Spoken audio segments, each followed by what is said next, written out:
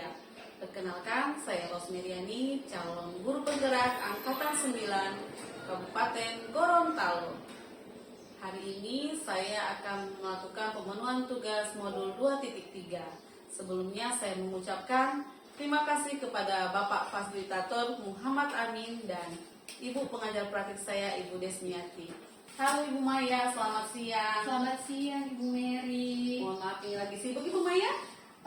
Tidak juga, hanya mempersiapkan bahan ajar untuk masuk kelas nanti. Oh iya, kemarin minggu lalu saya sudah sampaikan ke Ibu Maya bahwa di mana minggu depan saya akan melakukan supervisi akademik dengan Ibu Maya.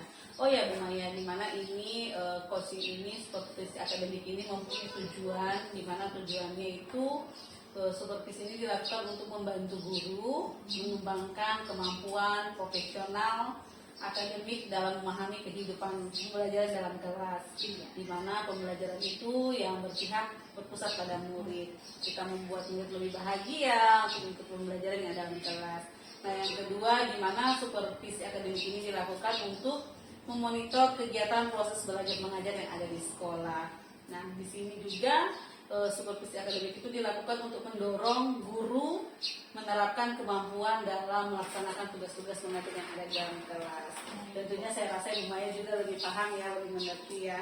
Oh ya Bu Maya, selain itu juga coaching untuk supervisi akademik ini mempunyai tujuan khusus, itu di mana kami CGP mempraktekkan rangkaian supervisi akademik dalam pembelajaran dengan menggunakan paradigma yang berpikir coaching dan melakukan refleksi terhadap praktik supervisi akademik ini. Oh ya Bu Maya, Ya. bagaimana langsung saja ya Bu Maya? Iya, silahkan Bu. Silakan, Bu Maya. Iya. Kira-kira bagaimana perasaan Ibu Maya ketika tahu saya akan melakukan supervisi akademik Ibu Maya di dalam kelas? Nah, kira-kira hal baik apa yang Ibu harapkan dalam pembelajaran tersebut? Iya, terima kasih Ibu Mary.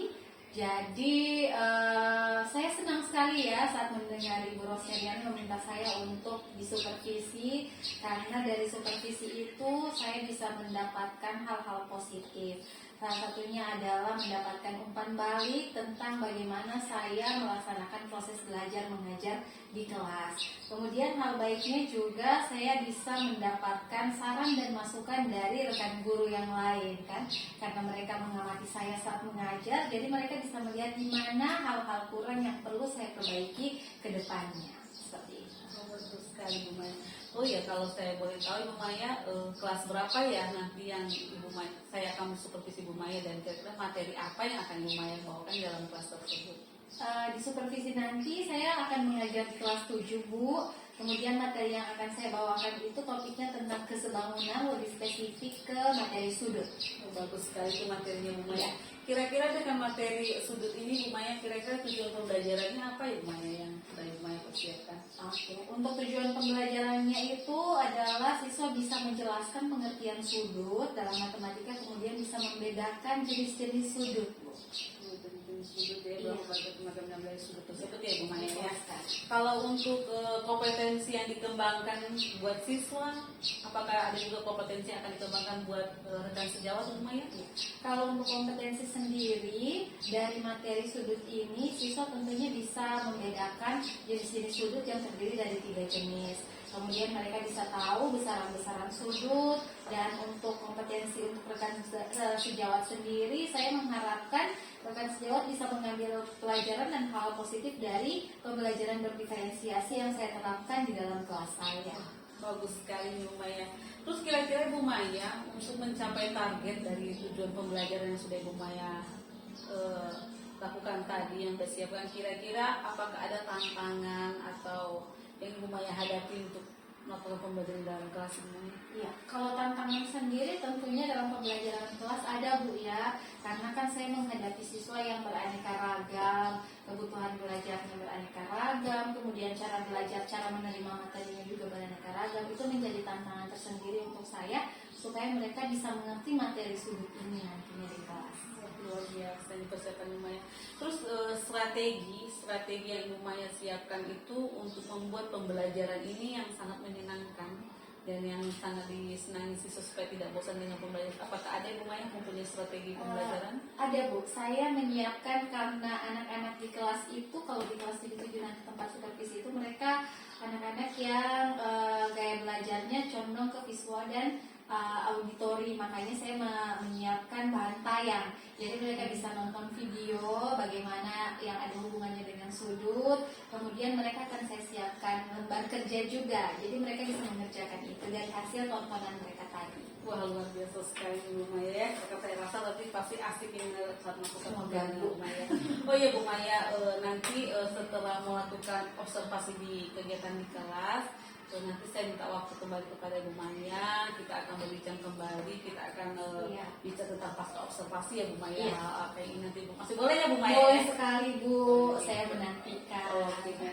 Kalau begitu Bu Maya, untuk hari ini cukup sekian. Nanti kita ketemu lagi di besok hari ketika dalam kelas. Sorry doa maaf mengganggu waktu Bu Maya. Kita ketemu lagi. Oke. Selamat siang Ibu Maya. Selamat siang Bu Mary. Silahkan Bu Mary.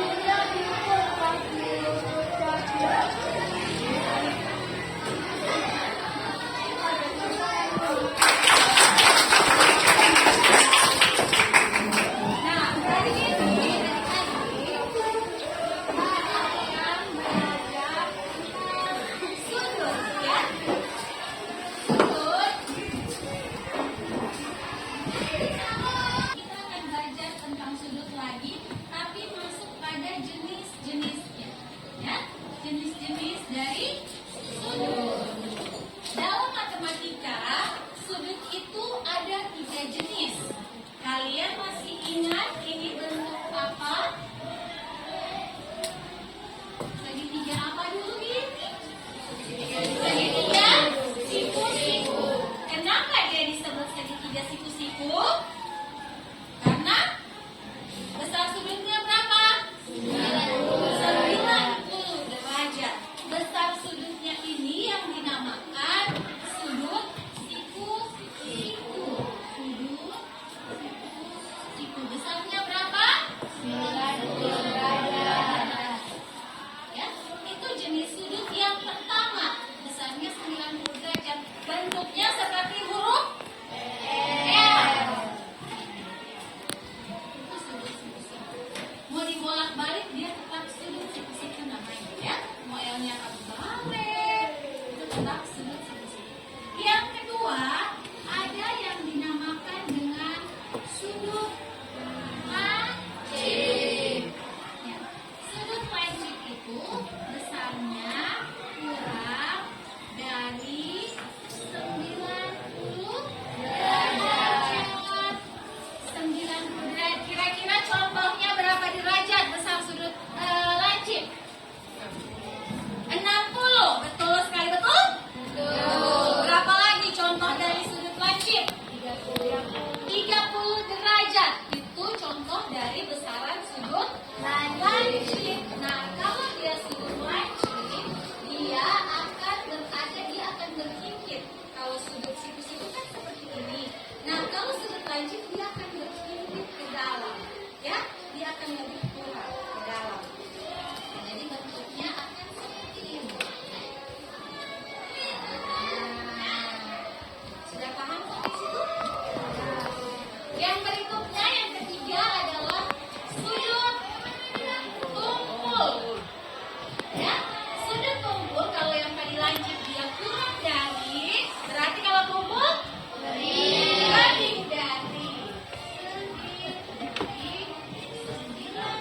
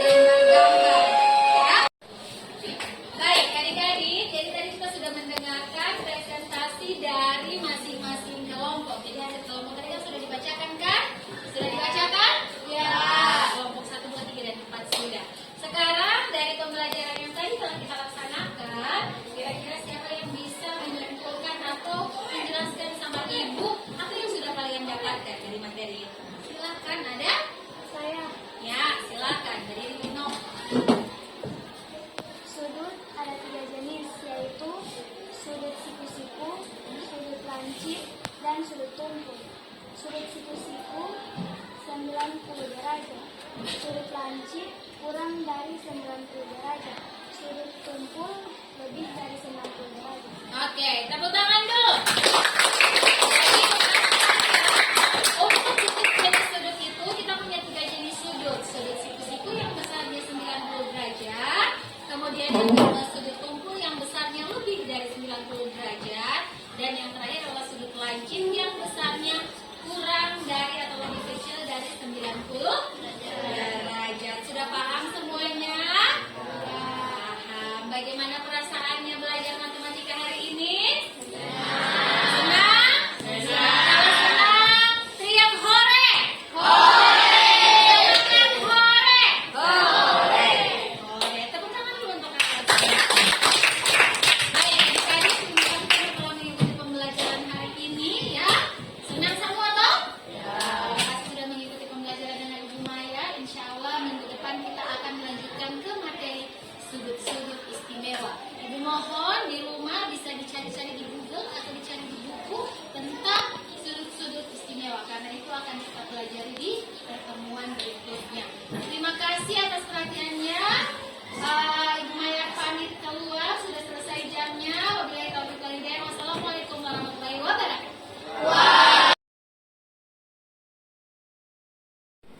Selamat siang Bu Maya. Selamat Bagaimana siang Bu kabarnya? Mary, alhamdulillah baik sekali. Mohon maaf Bu, mengganggu lagi waktunya. Apa-apa Ibu. Oh ya Bu Maya, sesuai dengan pembicaraan saya kemarin, saya akan melakukan lagi pasal operasi Bu Maya selama pelajaran kelas. Tapi sebelum itu saya kenalkan Bu Maya, di sini ada ibu saya. Salam kenal Bu Des. Mohon izin Ibu ya, saya mengenalkan Bu Maya. Oh ya Bu Maya, bagaimana perasaannya Ibu Maya setelah melakukan proses pembelajaran dalam kelas? Perasaan saya setelah melaksanakan proses pembelajaran dalam kelas tentunya saya senang ya, karena yang menjadi tujuan pembelajaran saya ke anak-anak itu tersampaikan dengan baik dan anak-anak juga bisa menerima pelajarannya dengan baik. Oh ya Bu Maya, bagaimana kesan yang Ibu rasakan setelah mengajar dengan menggunakan model pembelajaran yang sudah Ibu Maya rancang di dalam kelas? Ya, kesan yang saya peroleh dari model pembelajaran yang sudah saya terapkan di kelas tentunya kesannya adalah menarik Bu. Karena apa? Karena dengan metode dan model yang saya terapkan, anak-anak bisa lebih mudah memahami materi yang saya ajarkan, yaitu tentang sudut. Anak-anak bisa lebih gembira belajarnya, kemudian mereka juga bisa berkolaborasi dengan teman-temannya dengan menggunakan model pembelajaran tersebut. Kita masih peserta didiknya antusias. Iya, peserta didiknya tentunya antusias sekali. Oh ya Bu Maya, kalau menurut Ibu apa yang menjadi kesulitan murid dalam memahami materi yang Ibu sudah ajarkan di dalam kelas? Apakah murid itu mempunyai kesulitan apa? Ibu Maya bagaimana? Pada dasarnya murid-murid itu sudah memahami materi, hanya memang dalam setiap kelas itu pastinya ada murid yang cara untuk menerima materinya itu agak lambat. Sebenarnya kesulitannya hanya di situ saja. Jadi ada murid-murid yang agak lambat dalam menerima materi ini, tapi saya kondisikan dengan penggunaan tata sebaya. Jadi kan mereka kan berdiskusi dalam satu kelompok. Nah di kelompok itu saya bagi berdasarkan gaya belajarnya, tapi ada yang pengetahuannya, tingkat pemahamannya lebih di atas. Mereka yang menjadi tata sebaya pada teman-temannya ini. Jadi saat saya menjelaskan mereka kurang paham atau mereka melihat sumber belajar juga mereka kurang paham, ada temannya yang bisa membantu. Berarti ketika peserta didik itu mau mengerti dengan materi yang Ibu Maya ajarkan, ada teman ya? Iya. Supaya mereka lebih Relax, ya kalau dengan temannya kan bisa lebih terbuka. Luar biasa Ibu Maya. Oh ya Ibu Maya, terakhir. Hal apa yang sudah mantap, apa yang Ibu pertahankan dalam proses pembelajaran yang Ibu sudah pelajari dalam prosesnya, tahap apa pembelajaran bagaimana yang Ibu akan pertahankan ya? Kalau untuk model pembelajaran yang saya gunakan dalam kelas, tentunya saya akan tetap menggunakan model pembelajaran diferensiasi. Karena apa? Itu adalah model pembelajaran yang mencakup semua kebutuhan murid. Jadi dia memfasilitasi kebutuhan murid. Dalam satu kelas muridnya itu kan pasti beda-beda kebutuhan belajarnya, cara belajarnya juga beda-beda. Jadi dengan menggunakan pembelajaran diferensiasi, saya bisa tahu, oh murid ini dia sukanya ini, kalau murid ini dia sukanya ini. Jadi saya juga ngajarnya bisa menyesuaikan dengan kebutuhan mereka. Sesuai dengan kebutuhan Iya, betul sekali. Oh ya Mbak Maya, dari semua pemaparan itu tadi, adakah saran Ibu sendiri atau pembelajaran berikutnya apa strategi strategi yang akan ditingkatkan lagi? Strategi yang saya tingkatkan mungkin mulai dari pengajaran ya, mulai pembelajarannya mungkin saya lebih harus kerja keras untuk menciptakan, memvariasikan model-model pembelajaran yang saya terapkan di kelas, karena kan kalau monoton siswa kan jadinya bosan. Jadi saya harus cari lagi seperti ice breakingnya diubah lagi di minggu depan gitu. Variasi ya, harus ada variasinya, betul sekali. Luar biasa. Terima kasih Bu Terima Maya kasih. sudah membantu saya. Iya. Saya sudah dapat dari pertama dari proses Bu Maya saya pintar sampai hari ini pengajaran sekolah luar biasa. Semoga nanti dengan hasil yang sudah kita bicarakan dengan pembelajaran siswa ya tentunya peserta didik kita lebih sukses lagi. ke Iya, depannya. amin. Harapannya seperti itu. Ya, Harapannya sukses seperti lagi itu. ya. Oke, Iya, itu dari iya, Maya. terima kasih. Terima